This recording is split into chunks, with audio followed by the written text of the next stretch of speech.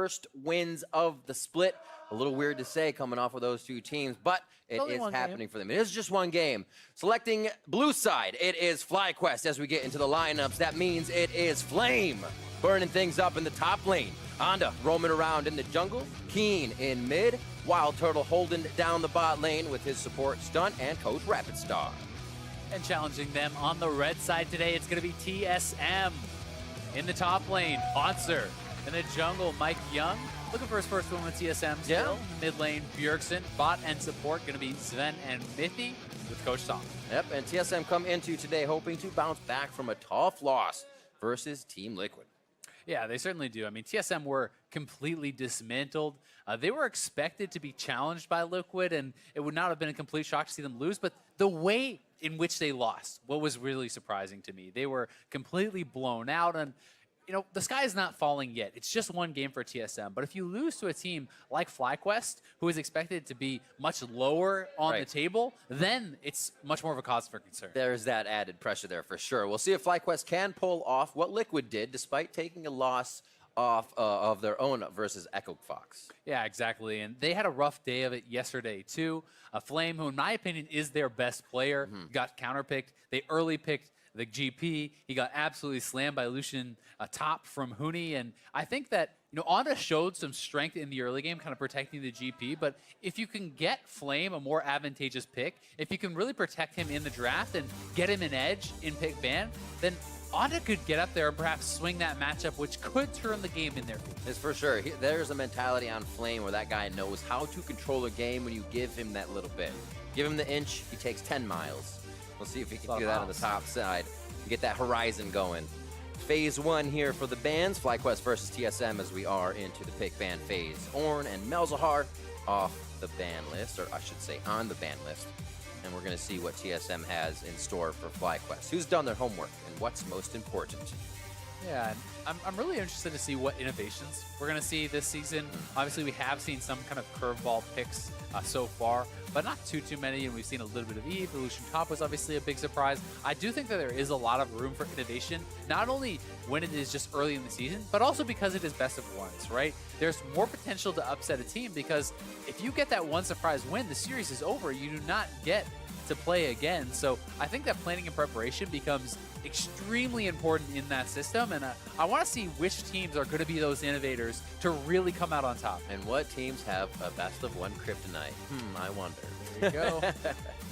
Rise getting put on that ban list as they do not want to see that coming from Keen. Not a good global map movement from those party portals, as he does get Azir, however, still a champion high in his wheelhouse.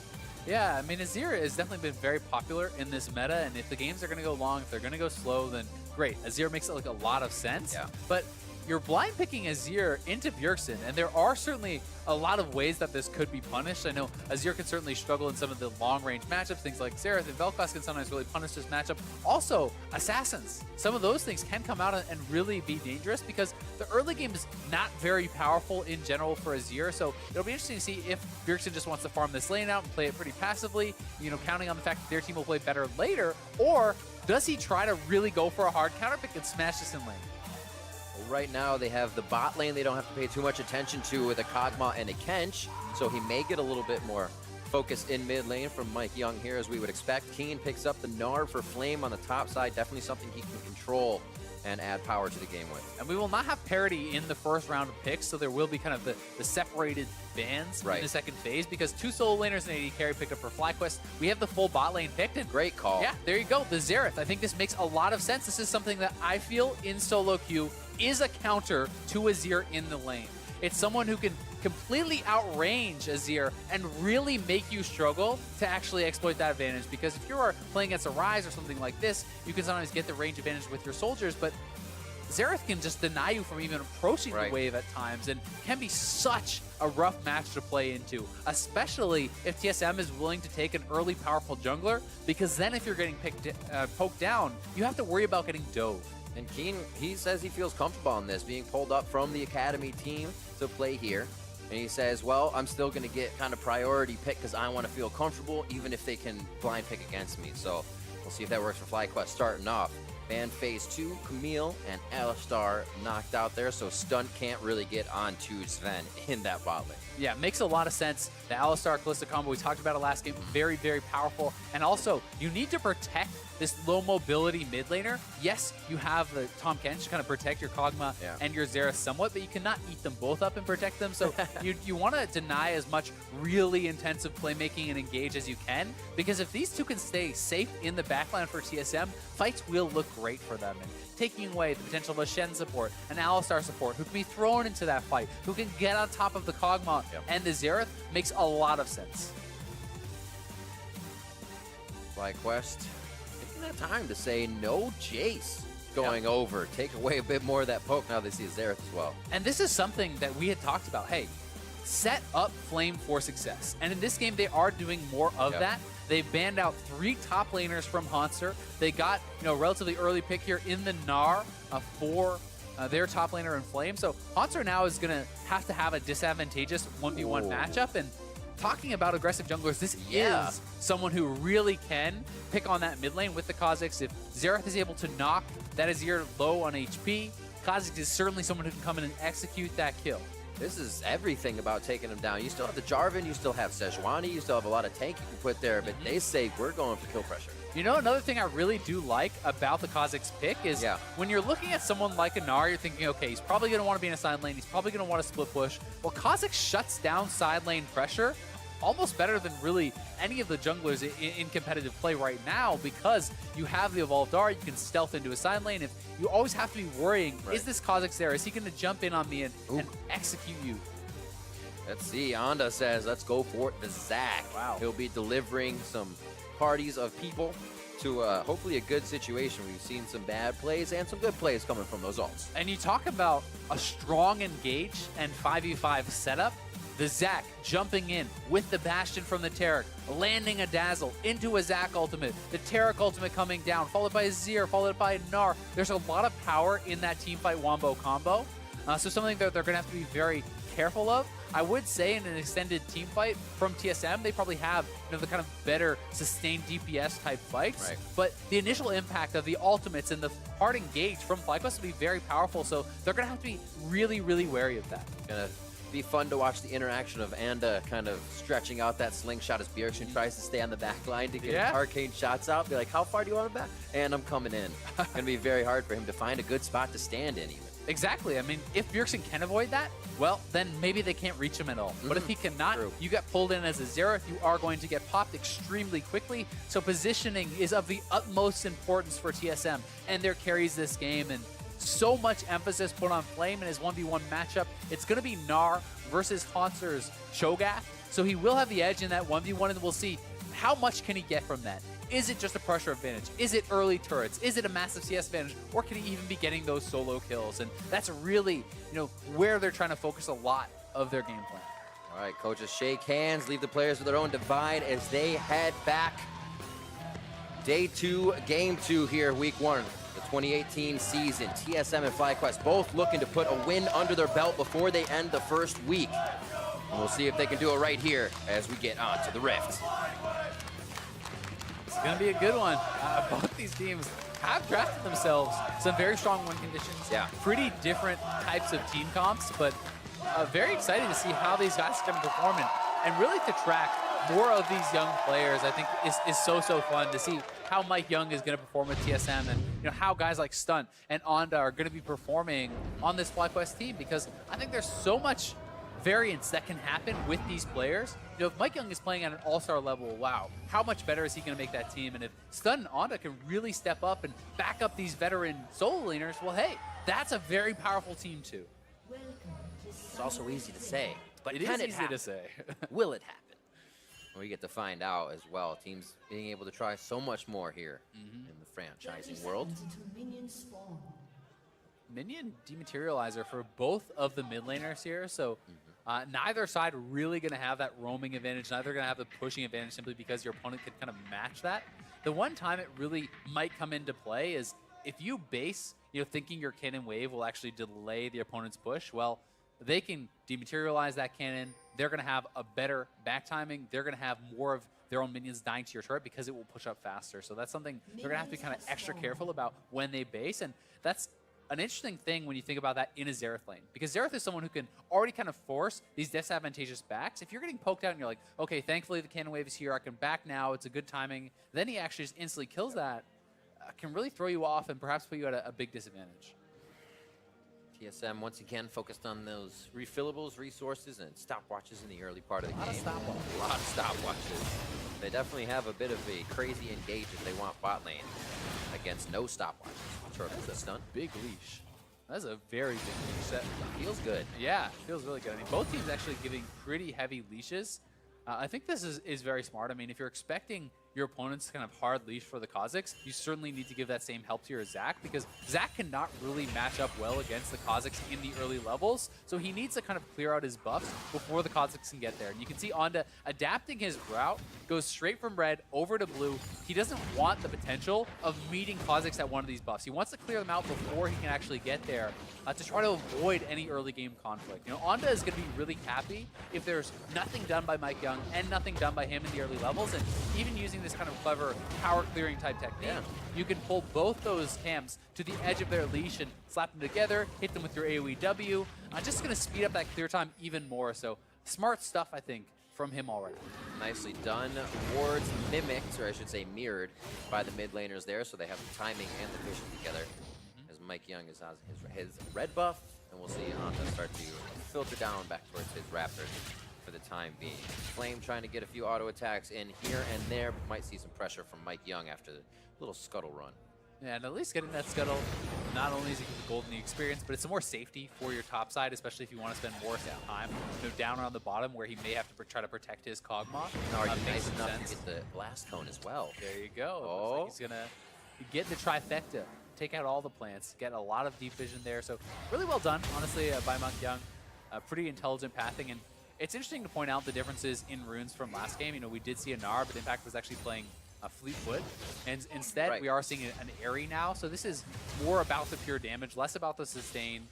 Can be, in my opinion, kind of more focused on really getting a big laning advantage when you're going for a mastery like this. And Haunter going to be going for grass, pretty standard stuff from him. But it can be difficult to actually get a lot of those grass procs off in a melee versus range matchup. See the pings coming down to the possibility of where Mike Young might currently be in his map. You also see Wild Turtle actually electing to go for lethal tempo, and it looks like a domination secondary as opposed to inspiration, which almost everyone else is doing. And when you compare that to what Doublelift did last game, he actually went press the attack, and I believe inspiration secondary instead of going this route. So this is a pretty interesting choice here. And lethal tempo can be extraordinarily strong, but the timing is what makes a lot of players kind of hesitant to take it sometimes. Is it gives you this big attack speed boost, which is super powerful, but it is delayed for about 1.5 seconds before it actually procs. You have to hit them, wait 1.5 seconds, then you get really strong. Right. So when you're in these kind of mid-game skirmishes and you're able to do that, to proc it and then really go off in a fight, hey, that's super strong. And when you think about how Turtle likes to play as a player, it kind of makes a lot of sense because he likes to really get in the mix of things. Absolutely. Likes to be that frontline Kalista, and this could bode well for that in the mid-game. It's definitely when he puts himself under that pressure where he can shine. And I'd say more than not, there are the plays that you always remember when it goes wrong, but a lot of those, a lot of good ones. A lot of those memories that have a quadra-kill tagged onto the back end of it. Coming up on 4 minutes here, things are pretty quiet across the board. His gold is pretty even throughout the lanes as well. Just a bit of a lead here from Keen onto Bjergsen in the mid lane, but that's being gobbled up by the top lane and a few other just CS wins for FlyQuest. And so far, so good. 14, obviously, he's up a little bit of farm. It's the Summoner Spellbook on both sides, as well as the Sorcery secondary. Prioritizing things like Mana Flow Ban makes a lot of sense. So they are going to have stopwatch from their primary. That's pretty strong, and then you kind of still get the regen in that secondary tree. This is an interesting choice. So you see a lot of Xeraths going for things like the Comet, because your W can hit confirm that Comet with the slow, or even something like an Airy for more heavy poke.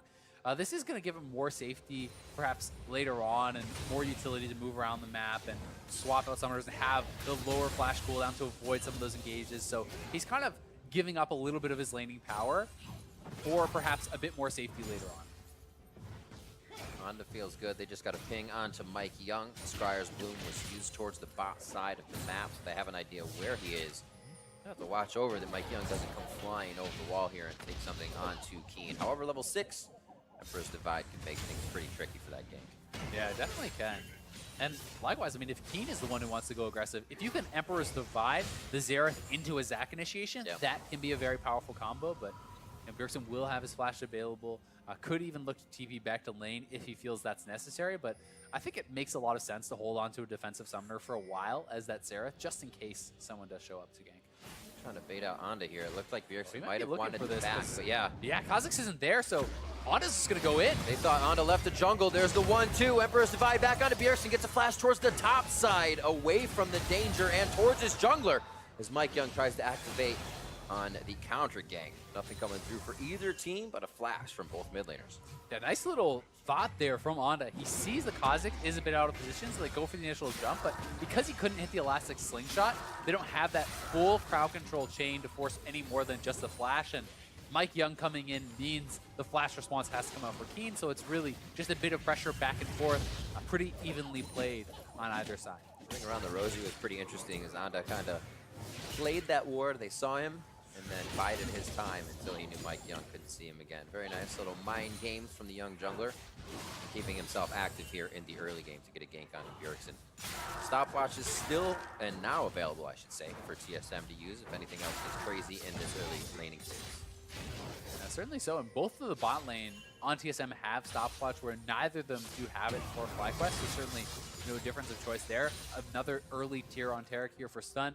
I do think it makes a lot of sense, and he's going for the biscuit delivery instead, so that is much more about the sustain, about hanging around in lane, be able to kind of withstand any sort of poke or anything along those lines. So definitely going to be hard to push them out of lane, but at the same time, I mean, Kalista is a lot about her early laning power.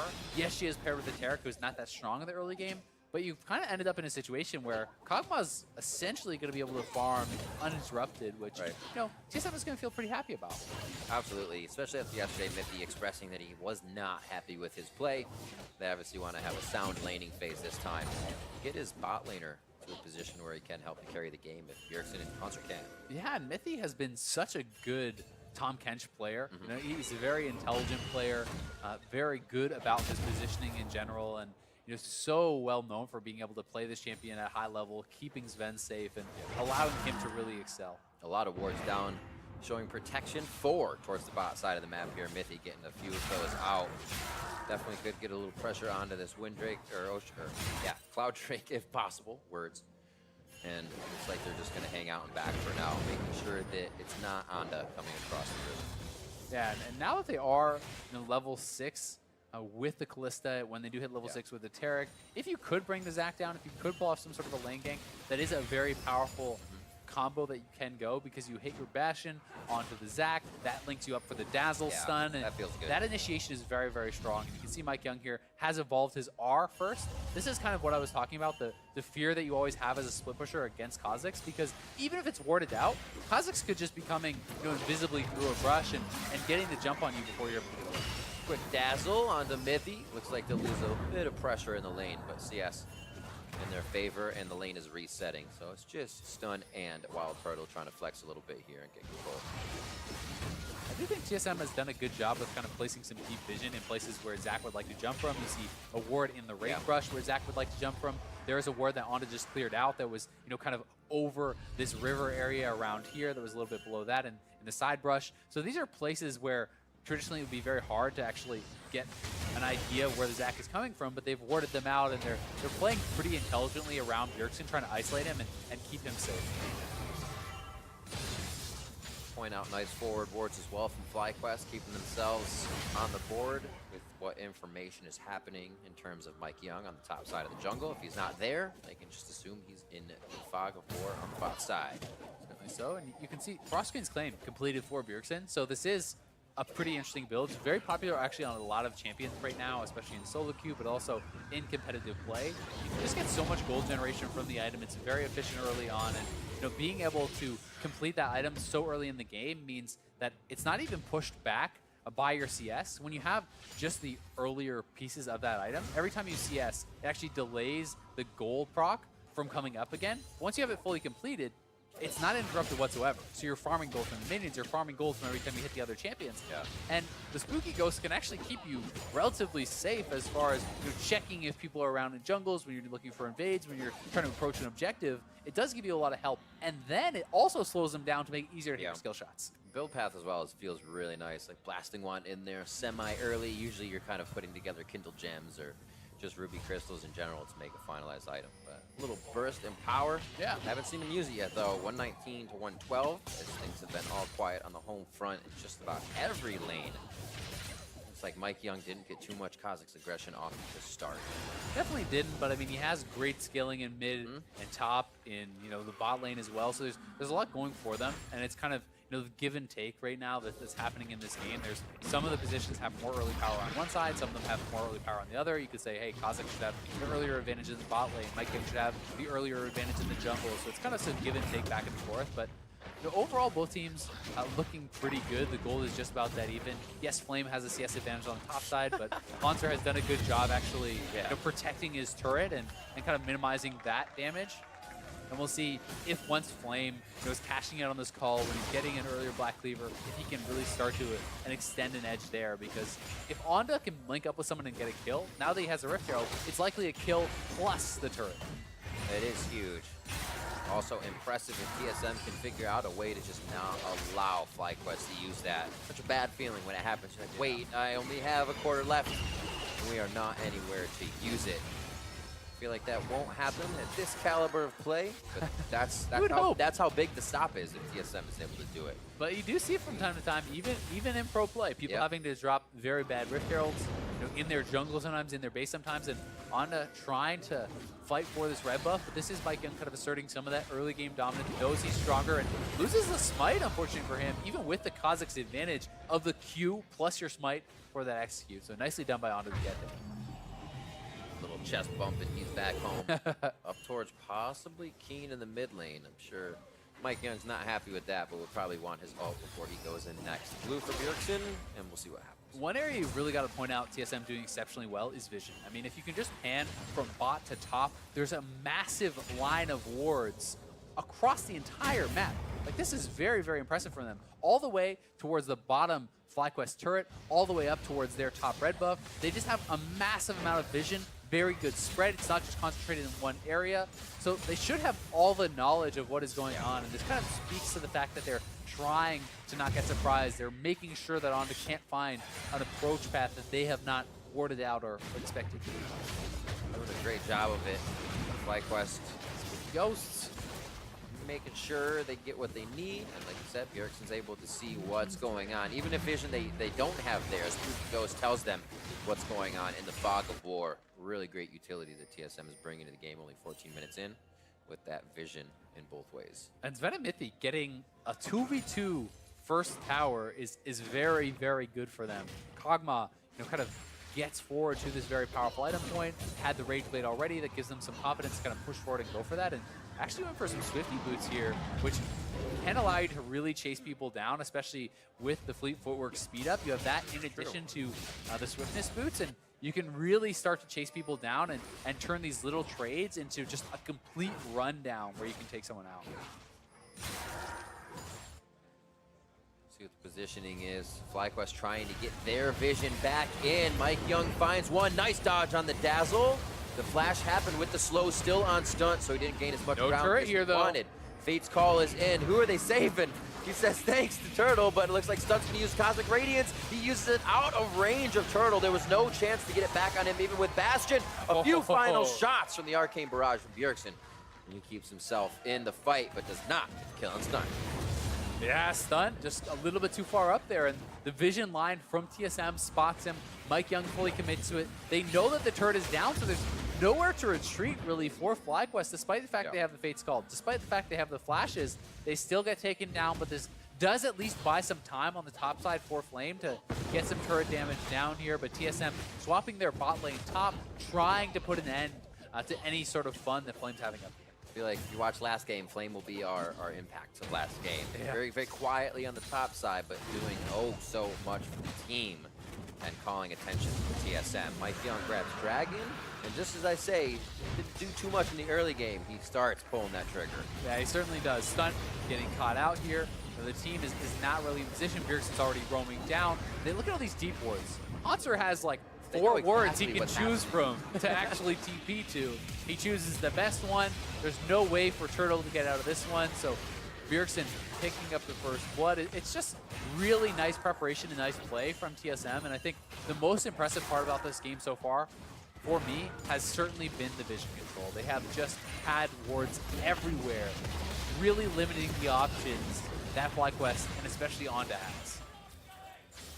Rift Herald comes up pretty useful, which is good for FlyQuest after taking a hit there. TSM's going to feel very confident about where to move next. Like you said, especially with all of that vision, they don't really have a care in the world, and they'll take the fight as it comes. Wild Turtle and Stunt push up, but not too much pressure for them.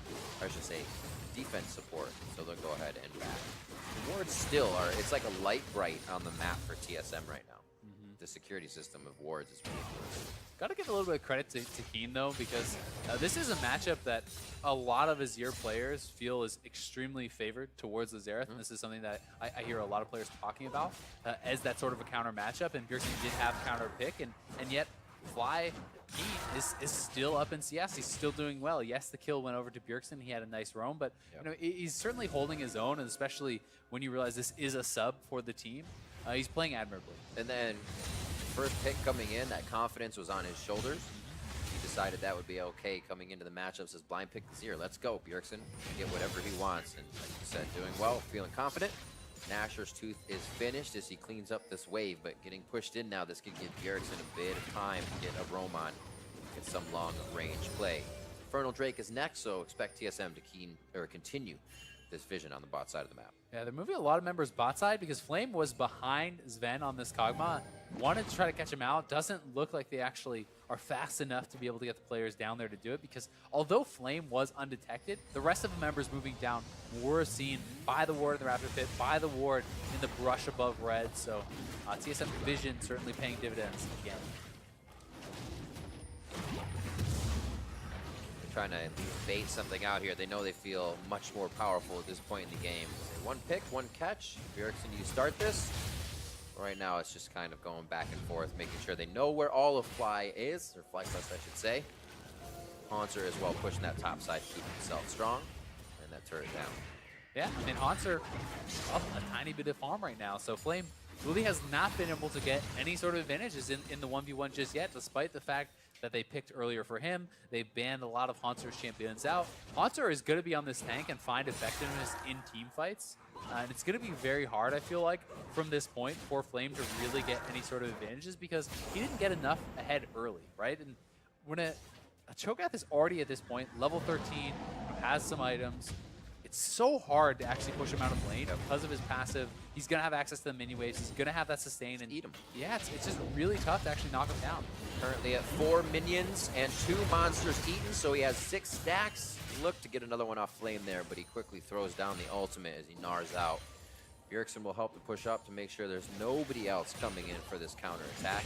And it looks like they'll be safe on the top side of the map. Really, we're still respecting what FlyQuest is kind of doing. Yeah. TSM did grab a bit for themselves there, but okay with saying, what do they do next? We feel like FlyQuest might push a little too hard.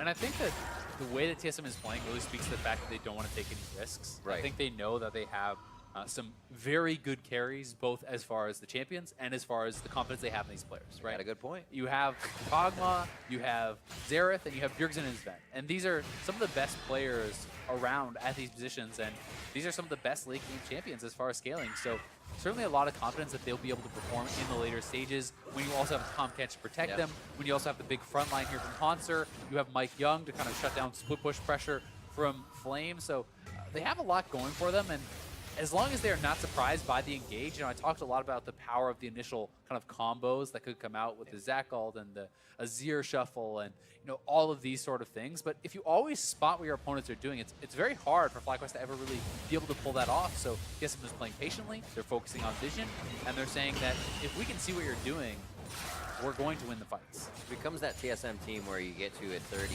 35-minute, 40-minute mark, you don't even want to fight them because you know they'll be able to just kind of outfight you.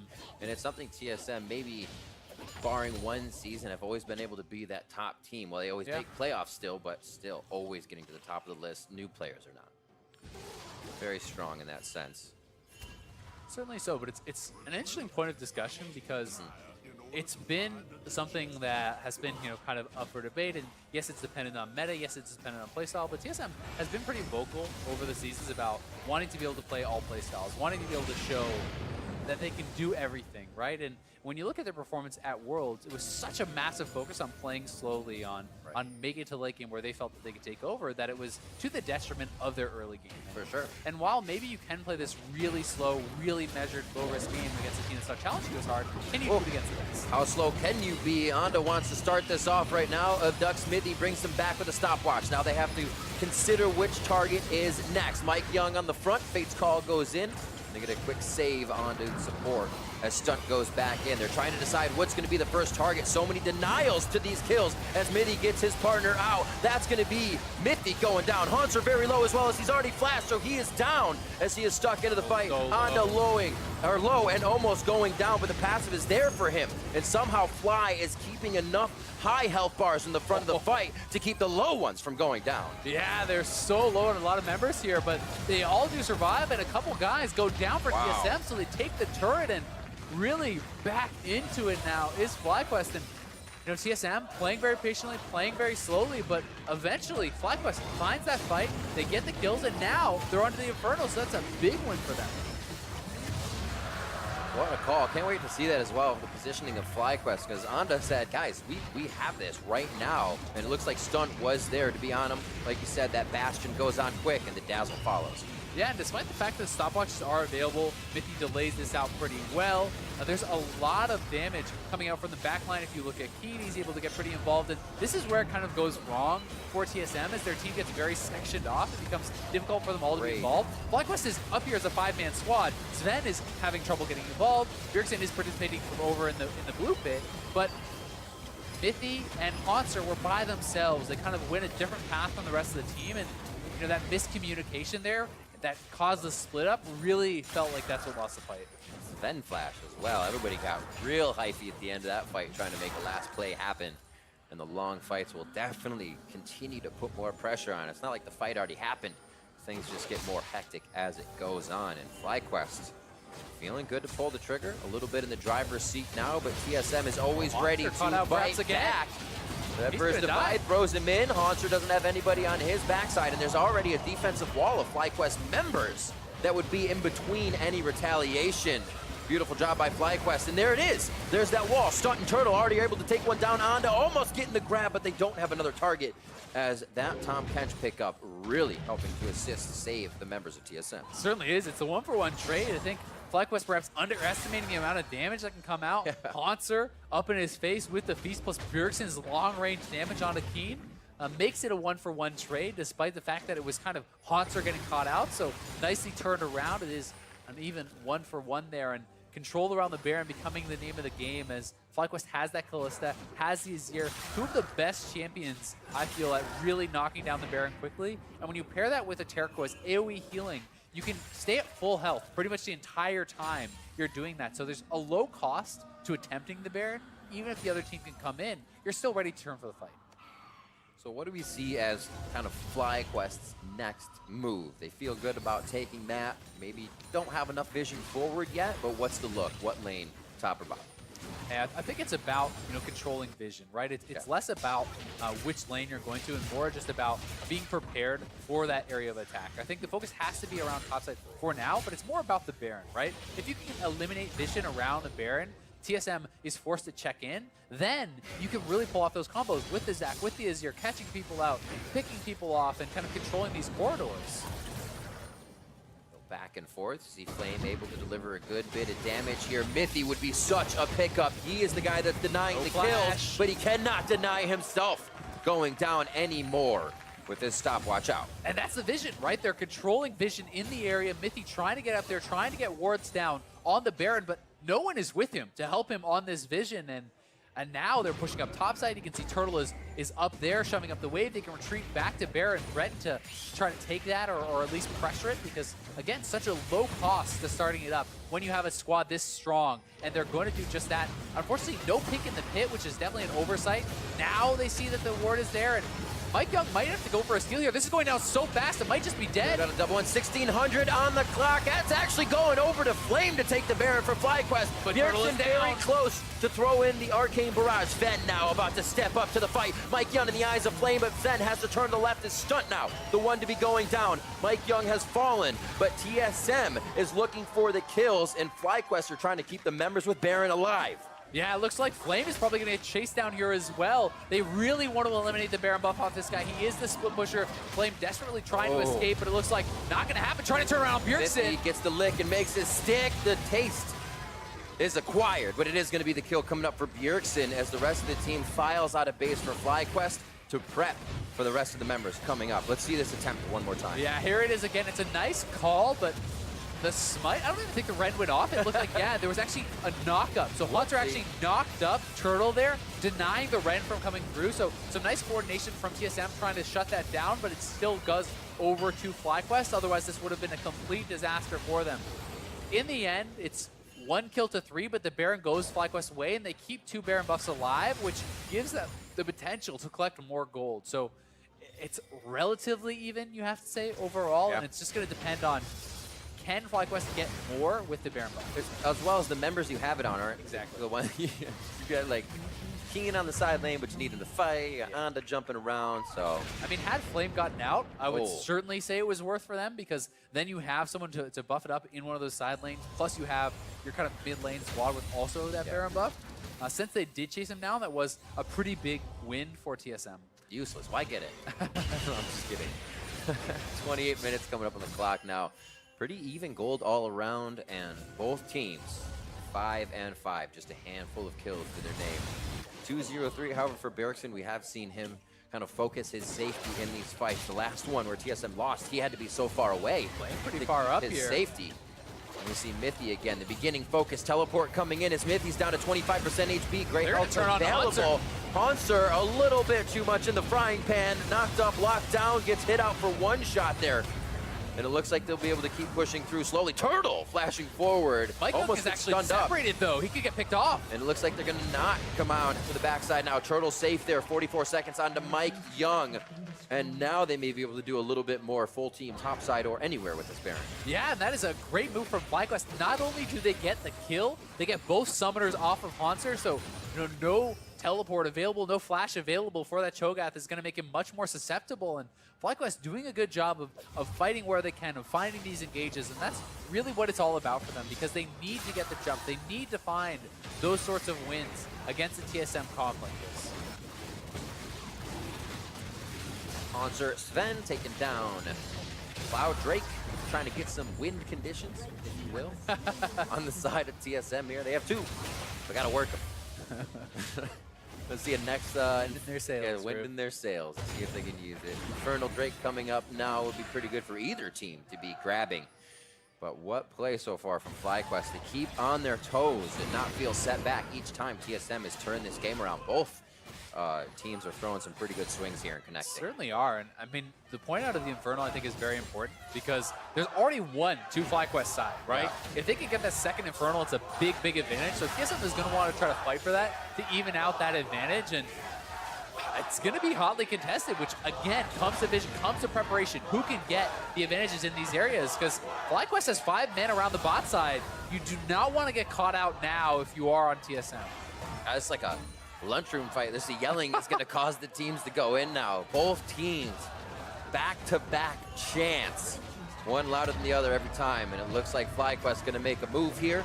They get the first cheer, the chant, and the rest of the team is moving into mid as they finally start to get a bit of a split they can work with. A lot of FlyQuest fans in the house. Absolutely. You expect TSM to usually win those fans. Say it's beginning. More and more jerseys this season you're seeing in the crowd.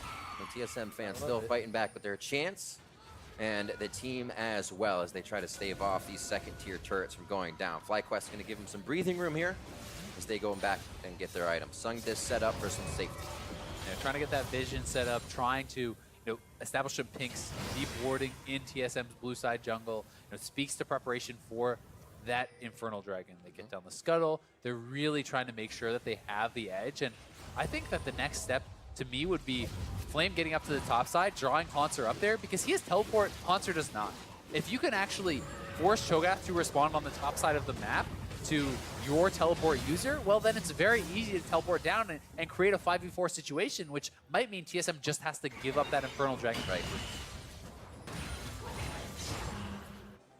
Power in numbers for Turtle and Stunt. They stay together at the hip here as Keen looks like he's powerful enough now to get himself a little bit pushed up, but rule of thumb, never cross the river alone, and he stops dead in his tracks. Gold evened up once again, actually at about 53, it was even 55, 57, so you can see how back and forth it is with just about 1,000 gold swings being kept in range. Yeah, everyone's going to have to play very carefully. I mean, these mid laners are at such a high-powered point in the game. You know, 4 items completed for Bjergsen. He's gotten a lot of gold from his Frost Queens, and 956 gold earned just from that Frost Queens, and he has a Death Cap, he has a Void Staff, and Umbrellas on top of that. So if he has the accuracy with his skill shots, you can knock down some of these carries extremely quick. But if you cannot thread those skill shots through and hit Wild Turtle, hit Keen, then it's not going to be too effective against the other members of the team. Turtle as well running barrier for himself, heal on Stunt, so he has maybe a little bit more protection kind of that damage coming in if you get the barrier and heal. So you're not affecting that heal on its way in. There's a second tier turret. Good defense by FlyQuest in the jungle, however, if they just need to retreat or get to the rest of their team, they're good to go. Now they've started to spread TSM a little thin as they chip away each time at that bottom and middle turret, but they got to keep rinsing and repeating, and that's what gives TSM the idea of having that same thing, being predictable. Exactly, it certainly does. I mean, FlyQuest is moving around the map very well, though. Their map movement, their macro game has been quite impressive. Both teams fighting so heavily for vision, and it's actually FlyQuest now with so much vision around the Baron, with 15 seconds on that spawning, so looking first to that before the Infernal will be the game plan. And again, you have Kalista, they have the potential to really go for that very quickly. If you have 3 Azir soldiers plus the Kalista, it dies so ridiculously fast, and with Lethal Tempo, you're stacking the spears into the Baron even faster. You know, if you can get that procced off of someone, so certainly the ability to really get that going, and oh boy, they're going to go straight to it. It is spotted out by a nice ward from TSM, but are they too slow? I don't know. It's only down to 5,200 here. A lot of damage coming in. Burst Divide to stop them in. It would be the jump. There's the smite from Anda. They want the fight. Is in with over the dazzle. Wall with the Bastion onto Anda. Will he be able to abduct the entire team? Oh no, he just brings one back. Mithy has to get out. Bjergsen again with the range, delivering in thousands of damage, but it's across the team. Sven in the back line getting taken down by Anda and Flame, and they're able to do the damage to Mike Young, to do the damage to everybody they need, and Bjergsen is forced to head home. And look at these waves. They already have the waves going. That top wave is huge. They're going to push up mid. They're going to push up top and potentially knock down some inhibitors here. Bjergsen critically is alive and will have some strong wave clear, but I'm not sure if it's going to be enough for them to keep these inhibitors alive, because the super minions could be spawning pretty quickly here with the Baron buff already active. Knock these down and game starts looking pretty grim. The range that Bjergsen now has to play against with the lead FlyQuest has. He's looking for Keen to get on him, Anda to get on him. He should be spamming Qs and Ws the entire fight, but he can only get that ult out with only That's a few 2 inhibs of those damages. 2 inhibs going in, and FlyQuest turns on the afterburners. and they have time to still get over to the Infernal. So they have the Baron recall, they reset, they buy. They're rushing this down, and they see Haunter coming in keen. Nice Emperor's Divide, disengages the fight, the Ren comes through. The Taric ultimate so well timed from Stunt. I mean, TSM cannot fully engage into it, and then on to in the back line, finding his men, getting on top of Sven and Mithy. They have to flash out. Flame flying in there, following up, and you can see them continually piling onto Sven, so he cannot get the space to deal the damage that he needs to do, and this is just so well done. The shot calling, the execution from FlyQuest is just at such a high level. And there they are, as you said, back to be able to grab Infernal uncontested. They make a move to the bot side. I mean, this could very likely be the death push here, Riv. You have the Baron buff, you have double Infernal, you have FlyQuest with 2 inhibitors down, looking to knock down the third and put TSM to a 0-2 start. Incredible. First 2 picks, that Kog'Maw and Kench, not banned out by FlyQuest. Didn't worry about that composition on the bot side that we see many teams banning. Also, first picking Keen, their sub from the Academy team, the Azir first, who has been able to control that mid lane quite well as they start on the base of TSM. FlyQuest needs some patience here, though. Let the super minions push in top. Let them push in mid. Do not get overzealous because TSM must respond to these waves that are stacking. Back off, let Flame push in the waves, and when they move to the side lanes to respond, then you make your move. Then you go forward and really start attacking this turret because already one man peels off for the mid. Look at the top wave stacking. If they wait for that as well, that's going to be multiple TSM members moving away. Double lockets, Mikhail's there as well for Wild Turtle's safety. Get out of a scary situation, and this may be just enough. Locket of the Iron Solari goes down from both members. So now they're out of that. That is not what you want to see. I mean, they're getting too antsy. They're moving forward. Yep. Now the super minions are in the base. They literally just had to wait one more wave, and that's a free inhibitor and likely the game ending. But instead, they get too antsy. They move forward, and Bjergsen nails all of his ultimate hits there, taking down Turtle through everything. We know TSM to be that 30, 35, 40-minute team. They get the fight they want. Flame's going for the base. He's looking for the back door. Flame is getting into the base. I should say front doors. The minions take down Nexus turret number 1. Stun is running for his life. He might end the game. Suede shoes on as he tries to dip dodge back and forth. But the minions are not heavy enough along with his damage. And too many members are backed already from TSM, quickly seeing him enter the base. However, that was a huge play for FlyQuest to get that pressure on one Nexus turret. Yeah, they couldn't stop the backs. If Stun could have gotten in there or Onda was still around, someone could have stopped the back from Sven. That could have actually been the game there, but certainly a mishandled push there from FlyQuest. I think that should have been the game in a situation like this with the advantages that they have. I feel that the only way for the other team to actually get back in it is you making a mistake. And they really did give that to their opponents. You have 2 waves of super minions. You have the Baron buff. You have a double Infernal advantage. You have a gold lead. There's no real excuse for being so impatient on that push, right? Every bit of work that you've done at that point is about getting the super minions into the base. And if you do not allow them to draw the pressure first, then you don't really have the advantage. But it's so easy to just want to go as them. Yep. It's so easy. Here it is. I mean, Turtle steps forward, gets hit by a Q that does most of his HP. And look at this. Bjergsen hits 5 for 5 with the Xerath ultimate. The rank 3 Xerath ultimate hits all 5 shots plus his Q, pinpoint accuracy. And Turtle, not able to dodge any, moving up too far forward. Certainly going to want that pushback. See Onda on your screen, clearing out, having a great game for himself on the Zac. 0-0 and 10. He's looking incredible. Create a lot of productivity in the early game. Certainly so, and despite the fact that they did mess up, they still have 2 inhibs now. It's 1 Nexus turret remaining. They can still make this push happen. Flame is corralling the minions, but they need patience again. And it feels like they're a little bit antsy here. They're trying to push up. The minions aren't in place yet, and you really feel like FlyQuest is getting a bit nervous. It's like, we're really going to do it. We're really going to do it. You need to stay patient. You need to stick to the game plan and your win conditions to really close these sorts of games out, because with the scaling that's on the side of TSM, you don't get too many mistakes. And now they're actually pushed out on both. More breathing room for TSM and an unfortunately mismatched waves for FlyQuest. Do not allow them any further into the base. It's hard to believe the game still continues as such. You have 1 Nexus turret down, the entire left side of the base is crushed, but you still can't get in. It's still too strong for TSM with that 1 turret up the way they've been playing. And I mean, with the inhibs up, right? That's a lot of the advantage now gone for FlyQuest. The big advantage for them is still, if you win a fight, the game ends, because there's only 1 Nexus turret, the inhibitors are open. That is the edge that they still have, and the double Infernals is still on their side. But if TSM can keep winning fights, if they can keep defending, this game can certainly still be theirs. We see that they have this in their back pocket. When everything looks terrible, you can just wait it out and usually come out with that fight. We scaling. I still need 2 more items. Actually looking at who does need items. Bjergsen's full up. Boots and all with that Spell-Thief. Sven as well. Both the carries are 6 items, right? This is monstrously scary set of carries here. I mean, now for TSM, it's going to be so hard for someone like Turtle to get in on the Kalista when you have 2 long-range carries pumping out insane amounts of damage. Like you saw, the Q did about 80% of his health. Oh, this is not looking good for Onda. Obviously has to use the ultimate to get out. get himself to safety as TSM starts feeling pretty good about a few of these engages, or at least pushing themselves forward to jockey for position. I think it's a good call there from Onda. Yes, you don't want to have to expend the ultimate like that, but it's highly preferential to a flash, and since it's uninterruptible, once you're casting it, you know you're going to be able to get out, and I think it's just a better safe than sorry type of situation.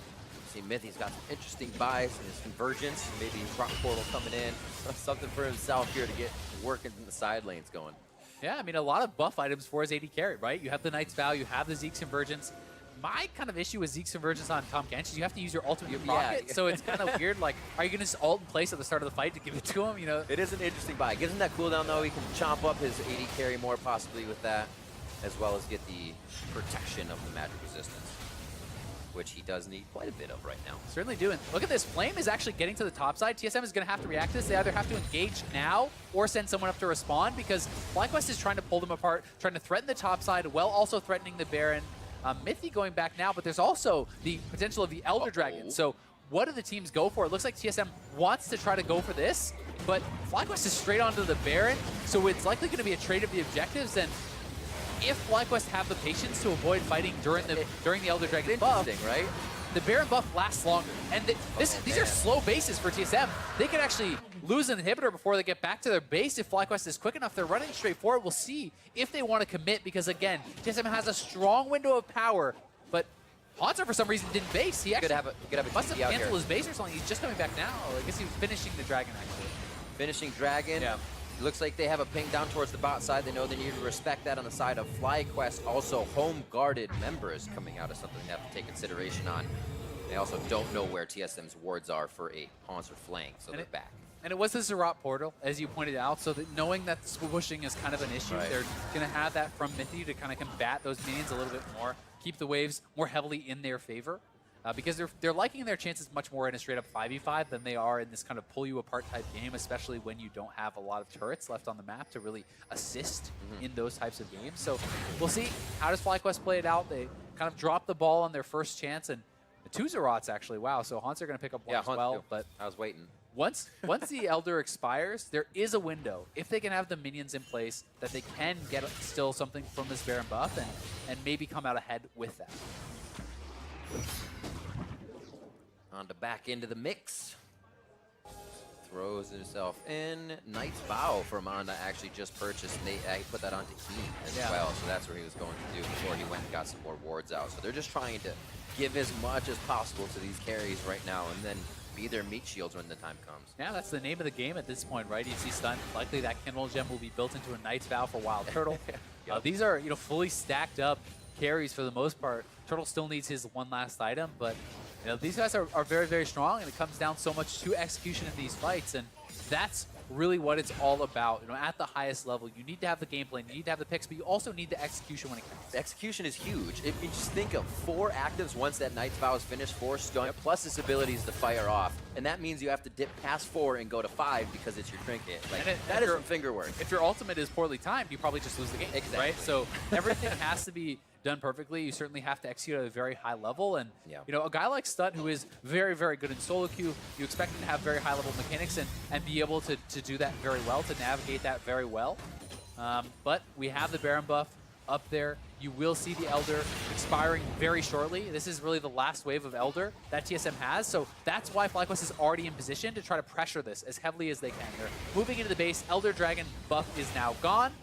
This is their opportunity, and they've set it up pretty well.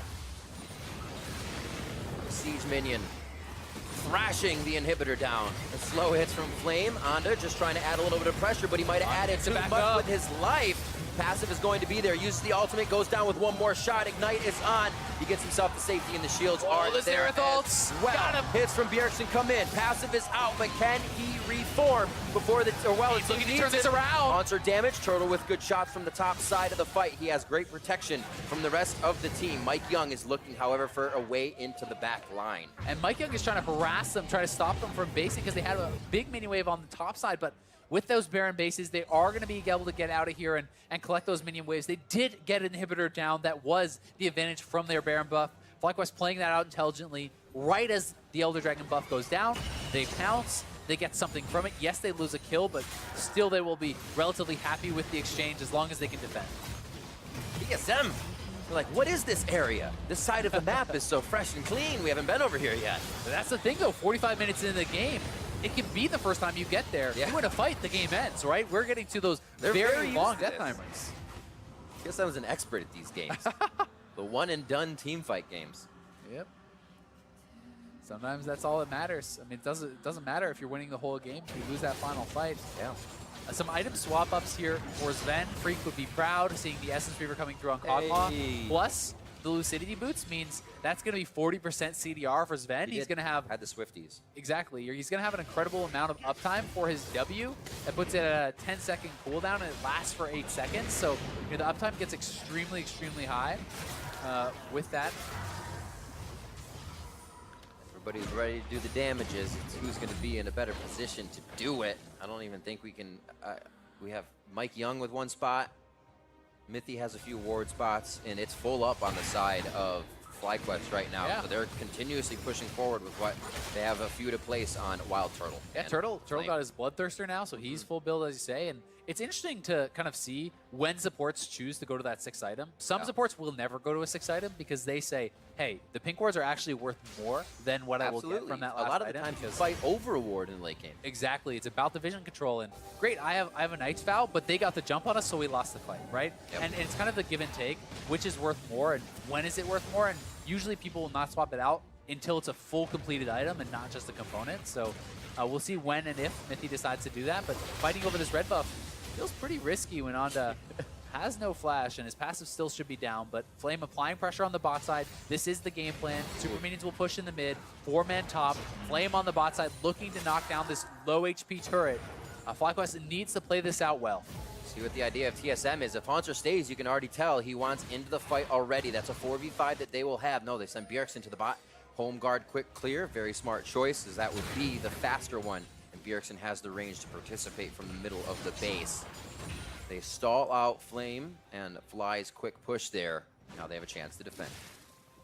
Certainly do. But Flame pushing in here. Bjergsen is actually the one answering him, which makes it a little bit tougher. Yes, he can respond with the ultimate and things from long range, but when a high-powered carry is the one down there responding, it does open up more opportunities to perhaps go for an initiation on Kog'Maw, but Bjergsen clears out the wave quickly, is back to the top side, and he can kill those waves so fast because it's not a Baron buff that he's dealing with. You know, it's just these regular minions that he can essentially 1 or 2 hit a wave.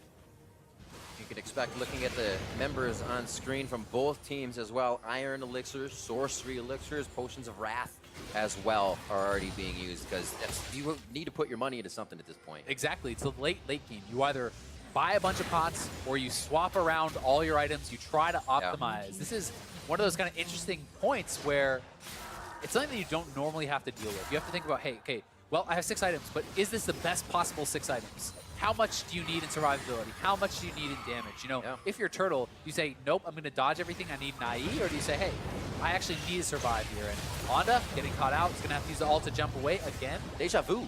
Same spot. Baron is up, though. And again, the dance starts. If you can get that Baron, you can maybe knock down that bottom turret. And this is something that FlyQuest has had to look at. You know, not 1 Baron ago, but 2 Barons ago, they were very close to ending the game. They're rushing this down again, but Flame is not quite there. Will it go down in time? Got that Zeke's Convergence on Sven. There's the Abyssal Voyage coming in. Oh, Mike Young. Flame for the backside. Down about 20% HP. Flame says, walk this way. Yeah, I am trouble, and I will give that to you. Flashes out, calls a bit of the abilities over. A big fight here between the junglers in a 1v1 scuffle. Keen's going to get over. Void Ooze misses stunt. They're not able to catch up to the fight, and they lose. Mike Young. Baron's already down, but this is a big push here for FlyQuest. That could be the game-ending pick. 60-plus seconds on the death timer here for Mike Young. Baron buff up. They will be pushing in. The waves are at top. They're in the mid lane. They're looking to at least get all the inhibs here, if not get a game-winning fight. And they are poised to knock down TSM. Pushing down to the mid lane. The top's only going to take a few shots. I should say the bottom is only going to take a few shots with that inhibitor turret being up. Onda threatening. Yeah, absolutely threatening. Goes to take that, gets ruptured up into the air, but Turtle and Keen on the left side playing safe. Oh, they get Sven! They kick him back, but they also get Mithy. They're going to have to leave the base if they even want to stay alive, and that's not going to get him the game. Mithy's going to go down. FlyQuest looking to take the win, as Hanser is the last thing in their eyes, as Bjergsen takes up a Garrison on the fountain. Haunter goes down, but it's ever so slow. You can see Sven head in hands. TSM has never started a season 0-2. And FlyQuest look to put the finishing touches now on the Nexus. Bjergsen confined to the fountain, 14-9, and just over 50 minutes. FlyQuest take victory over TSM. What a performance from FlyQuest, and how about that Gnar ultimate into the wallop from Flame in that final fight? He pulls in Sven, he predicts the flash with his wallop, stunning him on his flash, and then Keen right there. Even though Sven eats him, he gets eaten up by Mithy, the shuffle comes in, pushes him to a point where he can no longer escape, and that was just an incredible combo from the FlyQuest solo laners to close this one out, and they have got to be ecstatic. It's absolutely ridiculous, because at that point of a game, you kind of think almost everything has been exhausted. TSM knows what to expect. You've seen the combos. You know, you have a Twitch and you have a Shen. Oh, we know the submarine's coming in now. But that was actually the first time they were able to formulate that against the team, and TSM did not know how to respond in that split decision. Exactly, and I mean, so much credit to FlyQuest for their play around the Baron. I think that was really where they gained their edges this game. Absolutely. Utilizing the Kalista, utilizing that Azir and the Taric to keep them healthy and knock down the Baron buff fast, and Stun is puffed up as he should be. Stun's super pumped. I mean, they were bold, they were committed to these calls, and they worked out, right? And I think also there's a lot to be said for the fact that they failed their execution on their earlier Baron buff, where they probably should have ended the game. That's a great point. And still stayed mentally strong, did not tilt, did not get too concerned about the fact that, hey, we should have ended the game there. And it wasn't the next Baron buff that ended the game, it was the Baron buff after that. So staying patient, staying even with TSM in this super late game where TSM has all their items, has all their options, and still was found wanting against FlyQuest. And it's interesting to think, are these teams right now, I don't want to take anything away from the teams, but are they right now kind of preying on uncoordination, or are we seeing teams in the early part of the season kind of have those definitive knowledge of their advantage, use that advantage, and then be able to pull back when they need to, but still go forward? As we said, they messed up that first Baron, but still came back and were able to put it on the next. And I mean, I think it's a tough question, right? There is some things where teams are changing around, some teams have to come together, but so does FlyQuest, right? So do a lot of these players. Very and true. I think what we're seeing is that there is a lot of parity right now in the NALCS. Some of these teams that you're saying, oh, Optic could be at the bottom of the league. Well, look how competitive they were today with Liquid. FlyQuest, well, they might be a bottom team. Yeah. They just beat TSM, right? These are two of the teams that most people are predicting to be at the top, and I think these teams have a lot to be proud of. Great few games to start off day two. We have a lot more to come, but right now we're going to send it down to Avali May and the FlyQuest bot laner. Thanks, guys. I am here with Wild Turtle. You deserve the applause. Now, going into this week, when everyone was releasing their tier lists, TSM was at the top, FlyQuest somewhere around the bottom or middle. What does taking down TSM today mean to you? I mean, it feels great. We went into this match, like, I think we went in pretty confident, like, regardless of what happened yesterday. Like, obviously, we pretty much got stomped. And I think today we decided to take a step back and look at what we did wrong yesterday, and I think we were able to fix it overnight. So I'm really happy that my team came through. What do you think was the defining moment, or kind of like the turning point mentally for you guys for today? I think our preparation was definitely a lot better today than yesterday. We put in a lot more time and work, and we thought about pick ban a lot more than we did the previous day. So I think that really helped us get the win today. Now, you are the only remaining member from last year's FlyQuest. What can you tell me about this new team? This new team is pretty quiet, but they're all very nice people. Like Andy, our jungler, and Stunt, they're all very quiet people. So you have to like always try to activate them and talk to them and get them to talk more with you, right? So it's definitely a pretty big change from my last team, which was all English speakers, and they were pretty active as well. So. Now, what can you tell me about today's bot lane matchup with you and Stunt? You guys were going against a pretty hyped up bot lane. I think we played pretty poorly in the laning phase. I think we could have definitely played it a lot better than we did. But it is the beginning, and I do have more hopes for me and William, or Stunt. Perfect. Well, thank you so much for this interview, and we're going to toss it back to the desk.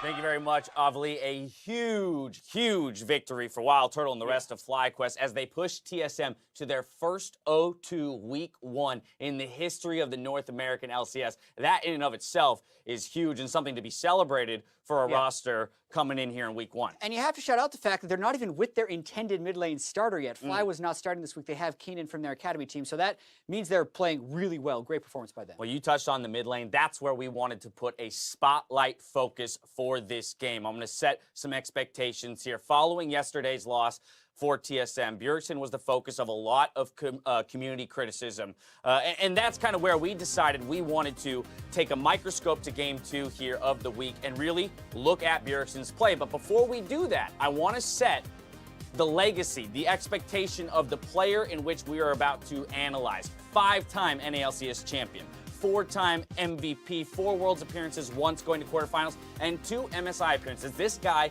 has a legacy unmatched by anyone else. And I think that last little point you snuck in there about 1 quarterfinals appearance is why people have started criticizing him so much. They're sick of these disappointing international performances. All the domestic domination you can put together after a little while starts getting a little tiring. And especially with him not dominating as hard as he used to in the past, people are starting to get more and more critical. And I think the criticism after the TL game is there. I can imagine what's going to happen after this FlyQuest game where he looked a lot like a non-factor. And that was kind of the purpose of what we wanted to do here, because people were expecting this dominant NA mid laner, and he hasn't been that yet. So in this particular game, they let Azir through. 4 out of other 6 teams had banned that, so they could play the Xerath. So in some ways it's a counter, but you're choosing to play against Xerath. And we want to set expectations for what the Xerath should do, and now we're going to compare it against Bjergsen's performance in this game. Matchup chosen by TSM. What do we expect to see out of the Xerath in the laning phase? Well, generally speaking, even though it's considered a counter matchup, it doesn't come online a little bit later into the game. And the Zac was also picked after the Xerath, which influences how aggressive you want to play this Xerath pick.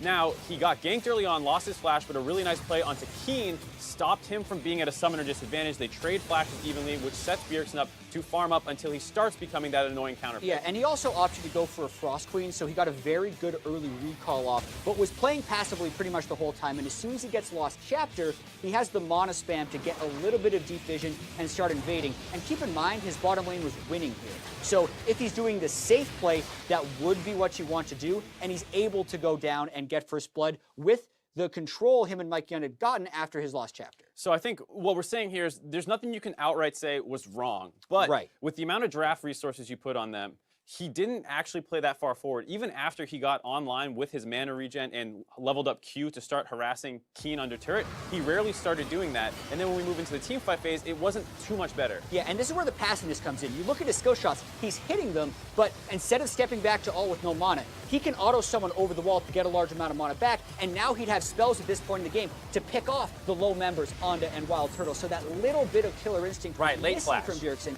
And he flashes over later to get the auto attack. And then after they lose a fight, you would still see mechanically he's doing a lot of pretty strong things with that Xerath to be able to pick up kills. Yeah, absolutely shows a mastery of the champion, but the in-game decision-making felt like it was lacking a little bit there. He relied on his bot lane to get the advantage for his team, and then when they move into the team fight phase and FlyQuest starts playing really well, it's really hard for them to continue snowballing through that advantage. I mean, I'd pay money to have skill shot accuracy like that, you know, for myself in-game, but that's, again, where we kind of return to this question of, okay, you can have mechanical prowess, doesn't necessarily mean that you're going to have great effect on the outcome of the game. Yeah, and this is another one of those fights. Keen ended up out-damaging Bjergsen by 2,000 damage in this one. He had to flash away from Onda. What we haven't touched on much is that Zac is a difficult pick for Xerath to play against. But again, very early going into the ultimate to try and pick up a kill, he mispredicts a few of the Kalista sidesteps, and eventually by the time he's moving in for his closer range skill shots, the fight's over again. The important thing to point out there is that he had some cooldowns up, so he could have stayed in that fight, throwing those out, holding Qs, and then maybe waiting towards the end of the fight to start shooting those out as well. But again, 5 ultimates in a row with skill shot accuracy, so it's some things are very strong about this, but other things are not, because he's only making the safe play rather than the aggressive play. I think what speaks to me there, though, is that so many of those instances where we're seeing mechanical prowess, they're solo kills. They're instances in which he's just barely keeping TSM alive in the game, not necessarily creating an opening for a victory. And I think that's ultimately what this comes back to, is in that early game, did he have Keen pushed under his turret? Was he harassing him out? Was Mike Young and him comboing together to try and take that turret down early? No, I mean, that turret dropped 25 minutes into the game off the back of a team fight that they won. Right, because we want to contrast not only the expectations of Bjergsen as a player, but also what is he supposed to be doing with the champion. Right, you got to be fair to the matchup. Yeah, and he played Xerath pretty well. But what you expect from Bjergsen, especially against Keen, who is an LCS mid laner who's experienced but not the intended starter, just is not up to par in this game. He could have played more aggressively in lane. Instead of shoving out, he could have used those spells to poke. He didn't. He was doing the safe thing again and again, and that can be right. I need to be clear, that can be the right play. They were winning after he played that way in the early game. So I want to wrap this up, though, with a little bit of a discussion then around, like, okay, where did we just land on Bjergsen? At the beginning of the day, you said he definitely does deserve some of the blame for the losses, as does every other member on TSM. But is it, okay, Bjergsen needs to shake off this passivity, and if he just starts playing like he is the best mid laner in the league, he will rise back to that level? I think that's kind of where we want him to start going more. I mean, he does have a bot lane that was winning, and it's fine to play safer. Make sure you don't die to the Zac, and then let your bot lane carry you. But when things start going off the rails, you now don't have the second point of pressure on the map that could have been winning this entire time. So they could have snowballed much more aggressively if he wanted to play that way. Yeah, he is not playing as well as he has played in the past. That is for sure. All right, fair enough. An in-depth look at Bjergsen and the O2 TSM here in Week 1. Coming up next, we've got 100 Thieves facing Counterlogic Gaming. Before we go to break, here's the teaser for the newest champion to receive a rework, Swain, the Noxian Grand General.